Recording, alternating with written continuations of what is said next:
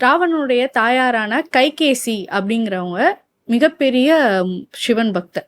So அவங்க என்ன பண்றாங்கன்னா, வழக்கமா அடிக்கடி வந்து இந்த கோவிலுக்கு வந்து வருவாங்க அப்படின்னு சொல்றாங்க.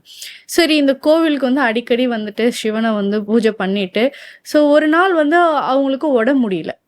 அப்போ வந்து அங்க கோவிலுக்கு வர முடியாத ஒரு சூழ்நிலை ஏற்படுது. அப்போ வந்து அவங்க ரொம்ப சோகமா இருக்கிறாங்க. ராவணன் போய் உடனே, "என்னம்மா என்ன ஆச்சு? எதுக்காக ஃபீல் பண்றீங்க?" அப்படின்னு. "நான் அடிக்கடி அந்த கோவிலுக்கு போவேன்டா. சிவன தரிசிக்காத நாளே கிடையாது. ஆனா இன்னைக்கு என்னால வந்து சிவன பார்க்காம இருக்க முடியல. எனக்கு என்ன பண்றதுன்னே தெரியல." அப்படின்னு சொல்றேன். "ஓகே, நீங்க கவலைப்படாதீங்கம்மா. நானே வந்து சிவன இங்க கூட்டிட்டு வரேன்." அப்படின்னு சொல்லிட்டு ராவணன் வந்து அந்த கோவில நோக்கி போயிருக்கிறாரு. மலையோட அந்த கோவில வந்து எடுத்துட்டு வந்து கைகேசி அப்படிங்கிற அவங்க அம்மாவுக்கு வந்து சிவனை வந்து தரிசனம் பண்றதுக்காக கொடுத்துருக்காரு. சிவன் இதை பார்த்துட்டு வந்து கோவப்பட்டுட்டார். "நீ வந்து தப்பு பண்ணிட்ட ராவணா. நீ வந்து ஒரு கோவிலோ ஒரு முக்கியமான விஷயங்களோ எங்க இருக்கணுமோ அங்கதான் இருக்கணும்.